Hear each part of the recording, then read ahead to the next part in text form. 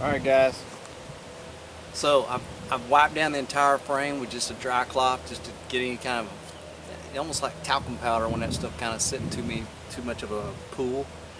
Um, so I washed it off and everything, and it still had a little powdery texture to it, so I wiped it down. And I think I've got all that gone now. So I'm going to start with the inside of the frame, which is the most important to me right now. And I'm just using this little foam brush that came with the kit. Um, and I've got gloves on, and I don't care if I drip on this asphalt because it's black already. Also, just stir this, don't shake it. That was in the instructions. So anything that's brand new, like those plates on the back, these pipes in here, or the whole inside of the frame where I'm gonna box it, I'm gonna get that first. But everybody online is saying the stuff goes really long ways. You know, it just really covers good and it goes into every crack. So I think, I'm just gonna go around these things and let it go in. This little sponge is kind of nice.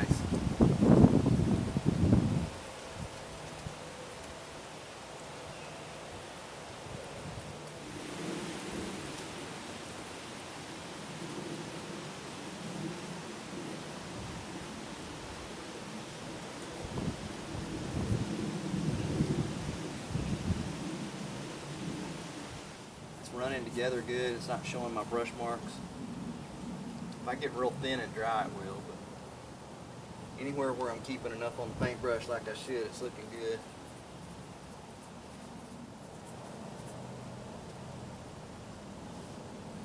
That's a stink bug. He scared me. I thought it was a wasp. It's getting warmed up. Today it's hot, man. It's like 78 right now. And it's in November, so that's kind of rare here.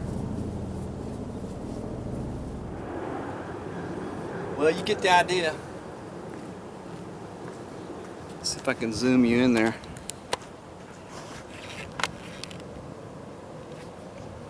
You see that? Really paints it nice, and it's a gloss black, so that's kind of cool. You can get flat black. So there we go. Let me get the other side.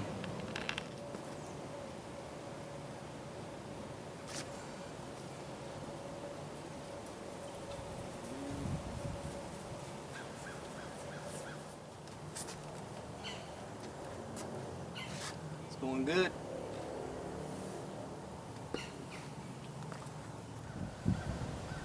All right, guys. That's what it looks like. It does go on glossy. It makes an old frame look good. That inside's all done over there good. Get the focus. Everything's blacked out. It's kind of hard to see it on here. I went ahead and did a coat on that back cross member right there, but I didn't do a super duper job on cleaning it. So since it unbolts, I might pull that out later when I do because I got to do the cab. I mean, the main thing I was doing today was getting the inside in here, so I had a good coat on it to help stop rust. And I put sort of a medium layer coat. It ran a little bit from the top. I didn't see the runs till later, but it's already drying. I'm outside and some gnats are getting in it. They like it. So I'm gonna let it dry. When I put those boxing plates on, I'm gonna have to get my grinder or my sanding disc and just take the edge of that off a little bit so I can weld. But it should be good. All right, here you go. Just pull my latex gloves off, which you definitely need to wear. I got a little bit on my arm when I was underneath there, and I got it off really quick with a dry paper towel. It seemed to come off pretty good. I can kind of see it in my pores, but I'll probably have to wear that till it's gone. Looks pretty good.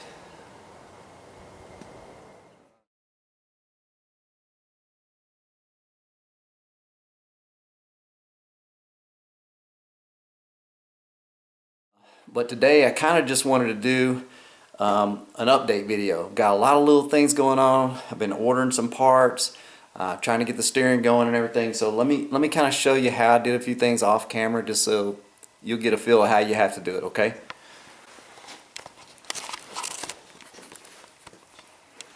Alright, the first thing I want to show you is on the steering column. If you're going to reuse your old column, you're not ordering a new one, you're going to have to get this thing off, okay? This is the rag joint flange that's on the steering column side, and this is a 36 for the 67 anyway. Most of them have this 36 spline. If you really do count it, it's 36. I did count them, little ridges in there. There was a flared out tip on this. I took my grinder and just notched and just slowly turned this and ground that little flare off. The flare was on the inside of here and actually matched that little flare you can see right there. So this was on there, and then they take probably, I don't know if it's hot or cold, but some punch actually comes in and punches the end of this shaft and flares it to where it flares in here. Now this shaft is hollow right here on the end. That's how it was able to flare. So so here's what I did to get this off.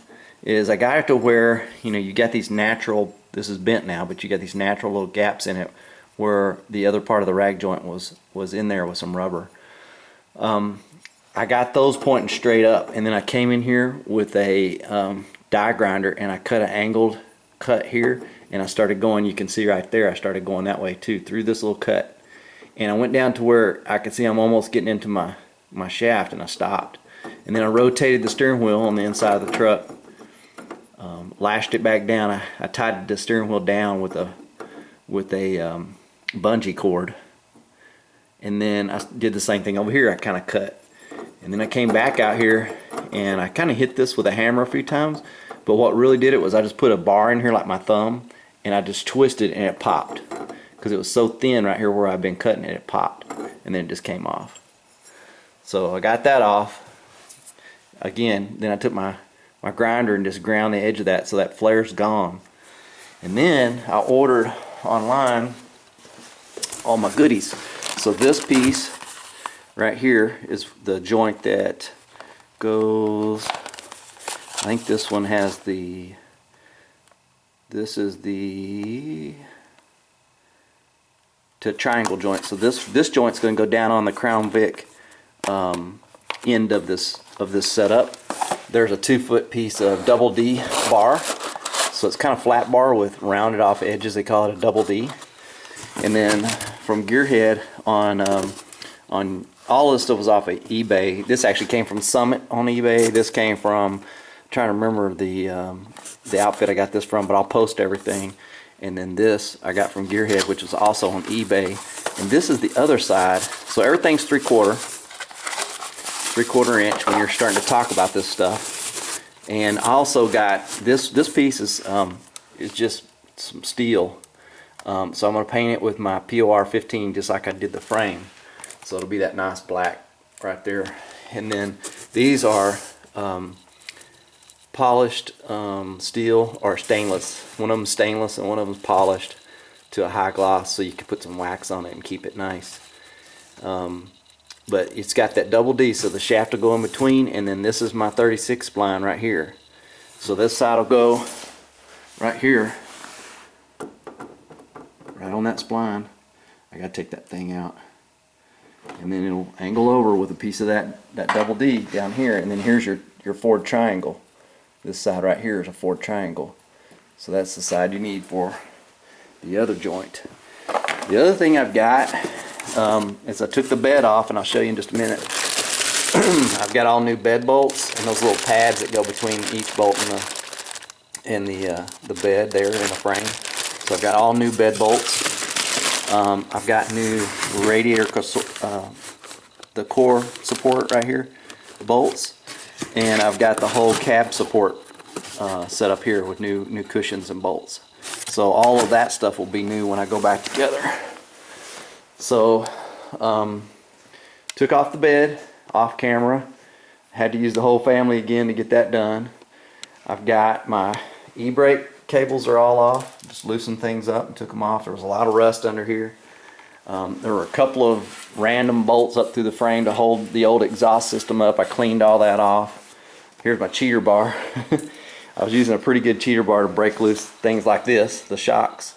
They were rusted and bad, so I've got the shock. You can see the other part down there, both those old nasty shocks. They were leaky and funky. Got those off. The other thing I did was unhook the hydraulic brake line. So everything's basically unhooked. Here's the e-brake cables. You can see this one was boogered up pretty bad. That's the original Ford 9-inch. I'm going to keep it maybe for another project. And then it had helper brackets on it that went, let's see, they were bolted in, yeah, like right here. And over there you can kind of see where that one was bolted in. And they went and matched up with these pads on these helper springs. So this truck was kind of set up as a heavy half. It had these extra helper springs on it.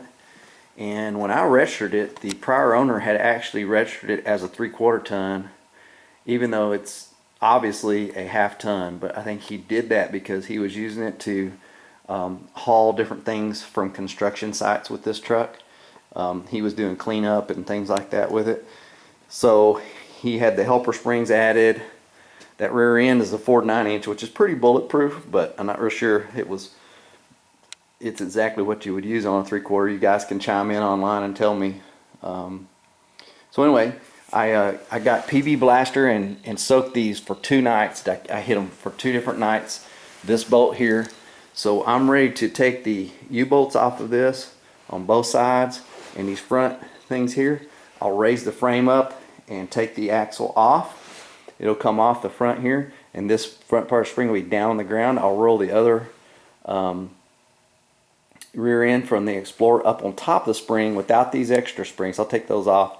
I'll roll it on top and then U-bolt that on, lift the front back up, put these back on, and that's going to be my rear end exchange, and I'll film all that. But just kind of giving you an update of, you know, stripping down any ancillary bolted on things through the years that were on this frame and getting it down pretty clean. I did break off. I had to grind these rivets off right here for the bump stop. Whenever I put the new Explorer rear end on, it'll probably need a C-notch in this just to give it some clearance. So I'll probably C-notch this right here, and I needed to remove that big bracket that's on there that holds that rubber bump stop. So that's gone on both sides as well. So those are kind of some things I can do after work. You know, I've got an hour or so before I need to get some rest. And so I've worked on those things this week. The steering, like I said, I've ordered all the parts. I took off the power booster and the master cylinder here so I could kind of work on that steering. The other thing I'm doing is I'm changing the heater core. Right over there you can see the heater core copper pipe sticking out right there. Everything's unhooked from that, so I'm going to go inside, take that out, and replace that. It's like 25 bucks. It's worth it so you don't get some crap in your rebuilt engine.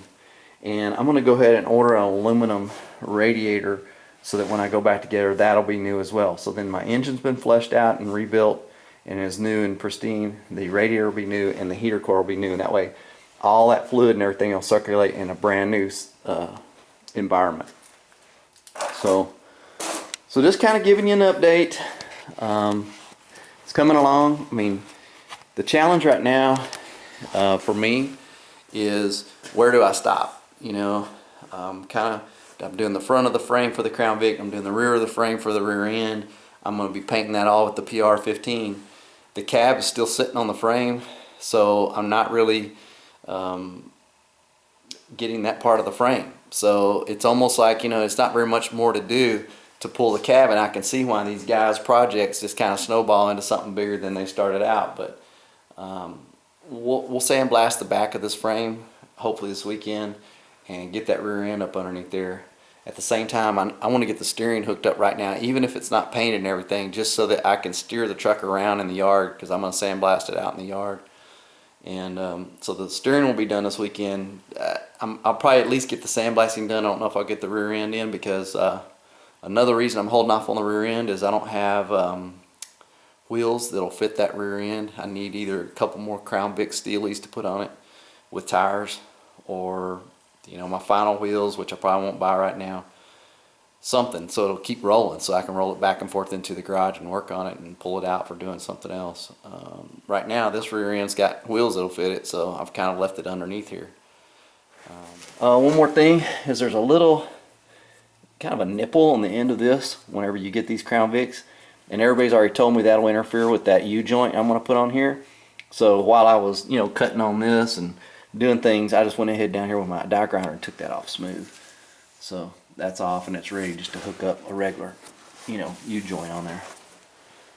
I did receive also last Friday from Ed Ritchie online the plates for this, how I'm going to box this in.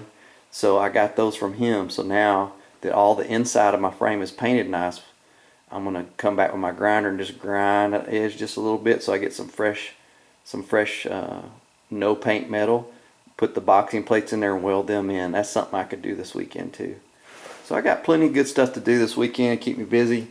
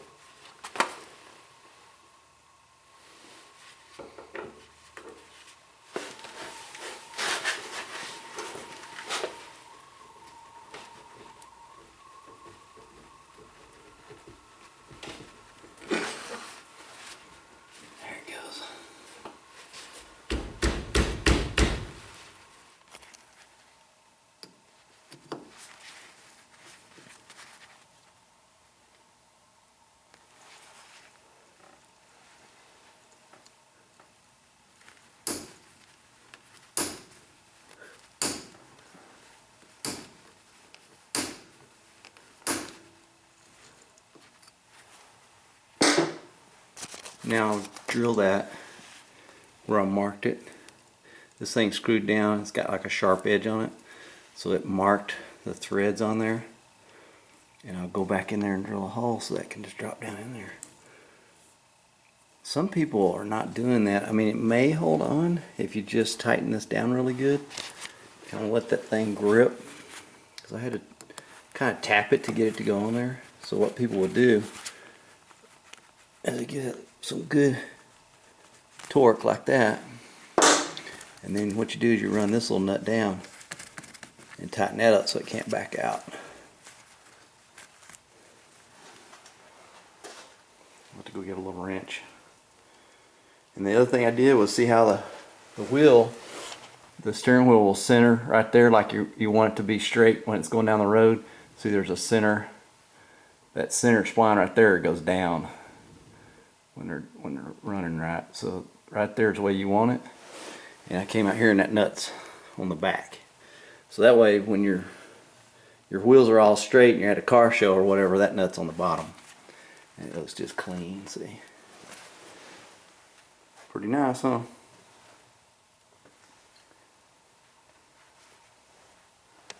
Okay, let's try the bottom one down here. See if I can get that on. We shouldn't really get too much flex between the cab and a frame. I mean, it does have these rubber mounts right here, but we shouldn't really need a slip shaft. Okay, on this end, when you're putting it on the forward try, they call it, or three-sided shaft that's on your rack and pinion, on one side for this Crown Vic, when the tires were pointing straight forward, there's a little hole kind of in the side of the shaft that this set screw goes into, and it happens to be on the inside kind of on this one, which is nice. Okay, and then so I slid it down. You can see I got just a little bit of that shaft sticking through right there where I took that little top off. So I'm gonna leave it like that, and this is right in that little hole, real nice spot, so you can feel it kind of center in there, and then it really sinks in good. Okay, and then now I'm going to put the shaft on and show you how to do this. So that shaft doesn't need to go much more than, you know, this top collar right here. But you see how you got this extra ½ inch or so that it can go all the way down and kind of hit the inside of the U-joint in here. Okay, that extra area, you're going to use that because this one is now fixed up here. I've got the nut on the back here tightened down, I was showing you, and it's sitting here in its nice relaxed position. Okay, then I'm going to take my bar and let me get you a different camera angle. I'll show you what I'm going to do here. Okay, now what I'm going to do is take this 2-foot bar that I got, and I'm first going to drop it down in the bottom one right here. I don't know if you can see all that, but it goes way past where it needs to go. It goes down to the very bottom and actually touches that center part of that U-joint. And then I'm going to get right next to this one up here and take my marker, and if that post was in here, well, if I wanted to put it up in here, I'd have to cut it right here to get past the end of this. So you mark your post. You mark your post with it all the way down where it just clears this one here. You're just short of it, so you can swing in and then go up in there. When you go up into this one, you're coming back off of this bottom one right here and getting it up into position. So that bar, you can take it out in the future without messing with your steering column. See how I got the bars way past where it needs to be. It only needs to come down to kind of even with this surface, but I've got it shoved all the way down. You follow that up, and then I made this mark right here. See that? That's going to allow me to take this shaft and come inside and go up into this U-joint. Now, just to show you that's going to be a long enough shaft, there's my mark right there, so I'll be able to go in there, and then I'm going to pull it up this way until this is where I want it. So I pull that up to about right there, and I come look up here and see it's going to be right where it needs to be. It'll get bolted through right there, because this bolt actually goes all the way through it. So we'll mark it, drill a hole. Let's see, that would fit up in there just where it needs to be. And down here it's sitting perfect. You got clearance for your U-joint. Pretty cool. So anyway, that's how you do it.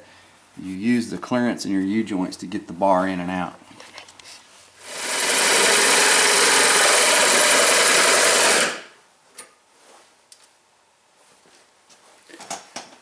Now, when you're making a cut like this, I had an old shop teacher tell me one time in high school, and I still remember to this day, if you want to make a straight cut where you keep going down straight inside there and you're not turning like this too much, leave both eyes open and look down on top of the blade, and just continue to look down on top of the blade. You want to see as thin a blade as possible.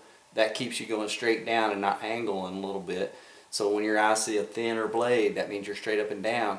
And also, it's very easy to see a 90-degree angle to the part you're cutting, so it's easy not to cut it off on a little bit of an angle because you're looking straight down on it. You'd be amazed at how much you can sight 90 degrees. You can keep something pretty dang accurate within probably a degree just with your eyes. So look straight down on it and just let the blade do the work and just continue to follow through it. Okay? Alright, let's see how we did. Again, I'm going to go into the bottom one first, all the way down, bottom out. And then here's another trick. I went a 1/4 inch longer than I was indicating a while ago because you can turn this one up, see that? And then you can go get inside. So you can lay that right in there like that, see? And then you can come up, slide it up in there to where you've got it at the end of the shaft here. And I'll feel with my finger and see, oh yeah, that's perfect. So I've got full collar on both of them right there. So what I'm going to do is mark this, or actually tighten down this bottom one right there. You got to loosen off your lock nut. That was just a lock nut there. So you're going to get all the way down and get it to where it's tight without the lock nut. And then you're going to come up here And we're going to tighten these on the sides because I need to drill a hole through the shaft right here where this one marks it. I'm going to go down, kind of go down and back off just a few times. And then there's one on the back that I'm going to tighten up just to mark it. So when I take the shaft out, I can kind of see what I've got. Now I'm going to take that shaft out the same way I put it in. So I'll go down, and then out, and then up. See that? That's how you do it. You can see it. That's where that Allen bit into it. The top one, you can see right here, that's a good amount down. That's a great spot for that hole. So that hole's going to be right there. And then the back one, another little mark there it made. These are not super important, but it's good to know that that thing is biting in like that. It'd be very hard for it to slide out with the edge of that Allen wrench gripping inside there like that. So that's our length of our rod. Now obviously you guys are going to custom fit this because your steering column could be a little further in or out and your crown bit could be mounted just a little different. So all of this has to be custom fit, but just to give you an idea of how long the rod's going to be, it's going to be somewhere in the range of 15 to 16 inches. This one's showing about 15 and a quarter. So that's about what you need. You're going to have to buy a 2-foot part probably and cut 6 or 7 inches off of it. So actually their side that they cut is sharper and rougher than the one that I kind of filed, so I'll probably clean that up a little bit. This one is the one I filed, feels really nice. And again, this is going to be prepped and cleaned and painted black like the frame, and I'll leave the polished steel and stainless steel U-joints real clean and shiny like that. It'll look good. Here we go.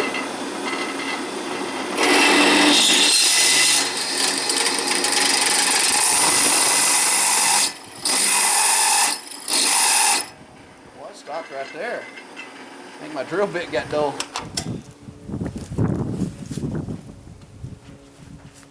Alright, they got that. I went and got a carbide tip blade that I had. Went through it. I don't know why it kept binding up on those. I think once I got started with a dull bit, it kind of narrowed the hole and it started getting on the side of my bits, causing problems. So this actually has a welded on carbide tip that's the right 5/16. So that's one way to do it right there. Go get you a carbide tip. See, now it fits perfect. Alright, let's get back up to the shop. The garage, and see how that fits. Okay. Alright. Now we got this back from the shop. We got this nice hole in it, and I deburred it and took my file and just made sure there was no burrs on it. So now let's try this again. So we're going to go into the bottom joint first. And we're going to raise that up a little and get that sneak that in there. There we go. And then I'm going to get this started. This little lock bolt that's going to go through our hole. And I'm going to slide this up until our hole lines up. I feel it going through the hole now. Take that nut off. Get this and we can just screw it in there with this. Make it go all the way through. Okay, see it's going through. It's going to bottom out on the other side of this collar. Right there. And then I'm going to put my little lock nut on there. And I do this first. I'm doing this very first thing to make sure that that's a 1/2 inch little nut. Now let's get this bottom one. So if you look right here, see we got some slack in it. So we're going to take that slack out by tightening up its lock nut. And we're going to do that just like that. See, our lock nut's still loose, so everything we're doing is on that center Allen wrench. Now we'll take this and just snug this up. Like that, so it's locked. And I got one last one on the back side right here that we're going to tighten up.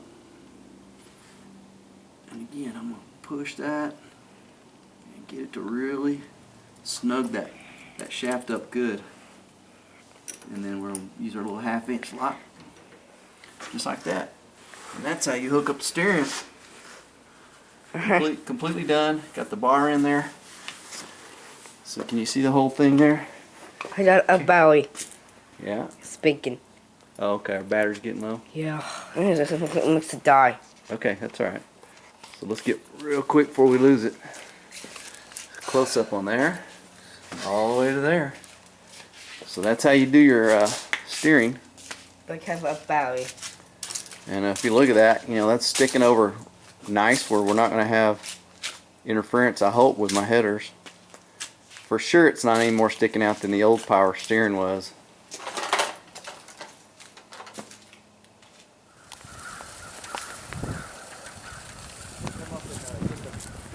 The new shaft on the steering.